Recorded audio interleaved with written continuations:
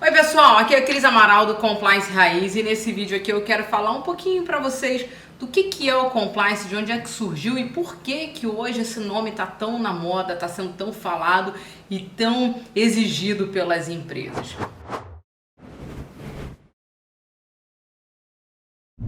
O Compliance ele surgiu no segmento financeiro, né? Dentro do segmento bancário, mas sendo mais específico, como uma sugestão de melhores práticas que foi criado lá no Comitê de Basileia, que foi aquele comitê criado pelos bancos centrais do G10, né? Que reuniu ali as grandes potências do mundo e que eles discutiam, se reuniam lá na cidade de Basileia, na Suíça, para discutir sobre melhores práticas de supervisão bancária. E por um motivo muito simples, né? Com o mundo cada vez mais globalizado, você ter práticas uniformes, práticas globais de governança, de controles e supervisão bancária favorecia todo mundo. Então era interesse de todo mundo aderir aos princípios do Comitê de Basileia. Em um dos blocos do Comitê de Basileia foi sugerido primeiro a criação de uma área de controles internos. Daí essa confusão que se faz muito, inclusive, da área de controles internos e compliance, porque tudo veio da mesma origem. E por que se sugeriu primeiro a criação da área de controles internos? Por conta de diversos escândalos, né, sobre fraudes nas demonstrações financeiras de grandes empresas que começaram a aparecer aí no mercado. Esse comitê sugeriu que as empresas implementassem áreas de controles internos que seriam responsáveis por criar um sistema de controles dentro da empresa que garantisse que as informações financeiras fossem íntegras, confiáveis e corretas. E seguindo nessa linha de melhores práticas de governança e supervisão bancária, em dado momento o Comitê de Basileia sugeriu que as instituições bancárias tivessem áreas de compliance também, e as áreas de compliance teriam como objetivo garantir que a empresa tivesse o seu negócio, operasse em conformidade legal e regulatória. Quer dizer, com as regulamentações mundiais ficando cada vez mais rigorosas, o nível de cumprimento dessas instituições ficava cada vez maior e era necessário que elas ali dentro implementassem uma área que ficasse full time olhando para isso, né? Garantir, monitorando a publicação de novas normas, olhando para os processos da empresa e garantindo todas as adequações necessárias dentro dos processos e garantindo que essa adequação não se perdesse ao longo do tempo com o surgimento de novos negócios, novos produtos, novos serviços. Então esse era o foco principal de uma área de compliance. Por isso que é muito comum você, em qualquer documento, se você jogar na internet, né, compliance, definição, você vai ver aquela definição clássica, né, do compliance to comply, que é agir em conformidade, estar em conformidade com normas, leis. E aí muita gente fica numa confusão danada, porque hoje o que se fala de compliance se fala muito em ética, em anticorrupção, em risco reputacional. E cadê essa história do to comply? Na verdade, continua sendo to comply também. Só que o escopo da área de compliance ele foi muito ampliado ao longo desse tempo. Ele começou com esse escopo do to compliance, mas ele foi fortemente ampliado. Então lá atrás o compliance, ele de fato, ele era uma área que ele focava em adequação legal e regulatória, ele respondia por isso. Ele pegava ali as normas do órgão regulador daquela instituição, no caso do segmento bancário, ele ficava ali olhando para o Conselho Monetário Nacional, ficava ali olhando para o Banco Central e promovendo as adequações. Só que esse modelo ele começou a se expandir para outros segmentos de mercado também. E naturalmente todas as outras agências reguladoras começaram a falar também de compliance para os seus segmentos de mercado.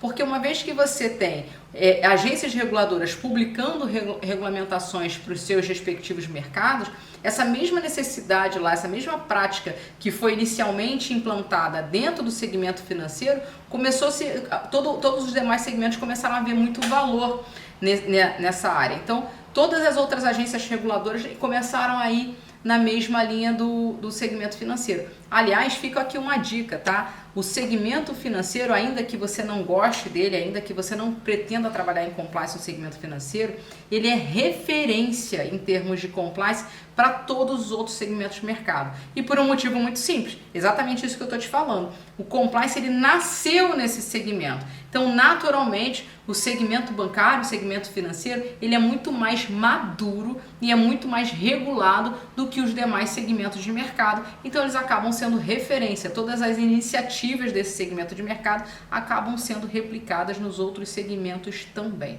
Aí você vai me dizer, tá bom, Cris, entendi o Tio Comply, então, mas em que momento que o compliance ampliou o seu leque, né? Por que hoje se fala em compliance ética, compliance anticorrupção, compliance canal de denúncia? Então vamos lá.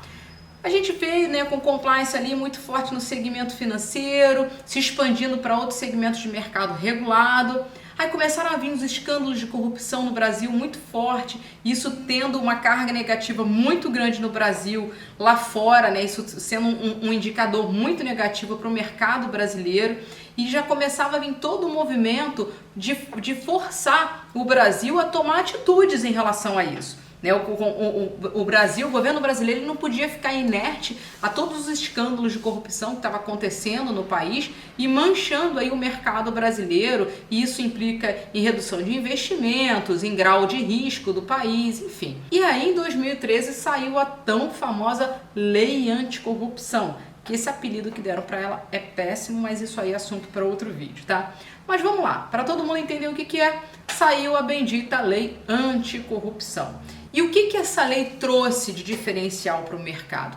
Antes, quando acontecia um ato de corrupção envolvendo uma empresa, qual era o papel da empresa? Concentrar a responsabilidade ali nos agentes diretos, né, do ato de corrupção, no gerente de compras dela, em algum gerente comercial, em algum diretor. Ela concentrava a responsabilidade e ela saía um tanto ilesa daquele ato de corrupção em si. Ela acabava não sendo responsabilizada. Era muito difícil para as autoridades comprovar que a empresa foi conivente com aquele ato, que aquilo ali não foi um ato isolado de um funcionário ou de algum grupo de funcionários, que ela sabia que ela foi conivente, ela fechou os olhos para aquilo ali.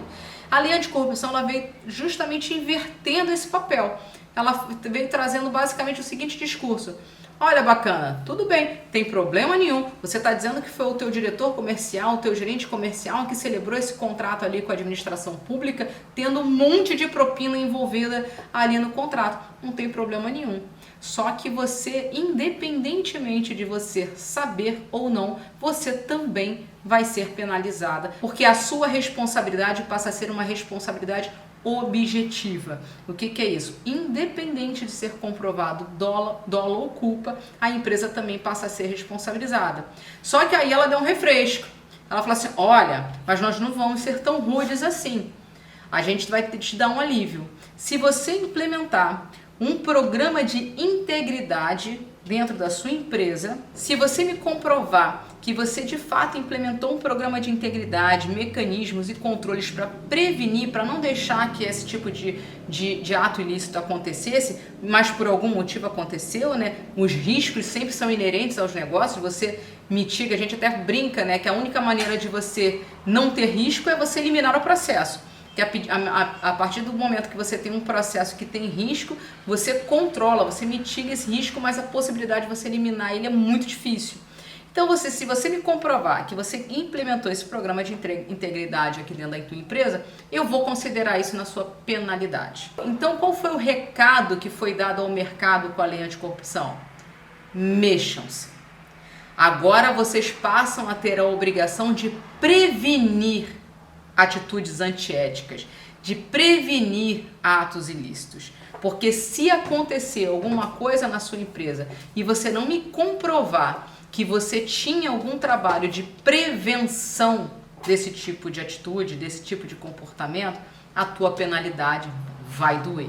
E aí, complementando a lei anticorrupção, saiu o decreto anticorrupção, né? O decreto do programa de integridade, que é o decreto 8420, onde ele detalha todos os itens que esse programa de integridade tem que ter para, de fato, a empresa se beneficiar dessa atenuante de penalidade caso ela venha a incorrer em um ato de corrupção.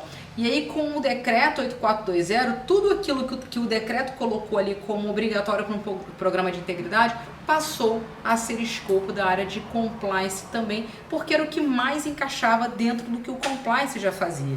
Porque para pensar comigo, se o compliance era a área que já cuidava da adequação legal e regulatória da empresa, ou seja, já era a área que respondia que, olha, alta administração, fiquem tranquilos, a operação aqui está funcionando dentro da legalidade. A lei anticorrupção passou a ser a mais uma obrigação legal que a empresa tem que cumprir. Então isso aqui virou escopo da área de compliance. Então tudo aquilo ali que está lá no decreto 8420, que foi o decreto que regulamentou o programa de integridade, todos aqueles itens elencados lá do que um programa de integridade tem que ter, ó, passaram a ser escopo da área de compliance. O compliance que tinha um escopo importantíssimo, mas muito concentrado em adequação legal e regulatória, ficou gigante. Por isso que entrou toda a parte de conduta ética, canal de denúncia, porque se você implementa um programa de ética na empresa, você tem o canal de denúncia como um feedback da eficiência desse canal e toda uma outra série de coisas aí que eu vou falar em outros vídeos. Mas basicamente foi esse o surgimento do compliance e é por isso que o compliance hoje existe nas empresas. Não dá mais para você ter sustentabilidade no mercado sem falar em integridade e sem falar em ética, porque confiança e credibilidade são bases para lucratividade das empresas. Então, se você gostou desse vídeo, sabe que ele vai ser importante para alguém, compartilha, deixa um comentário aqui embaixo e a gente volta a se falar no próximo.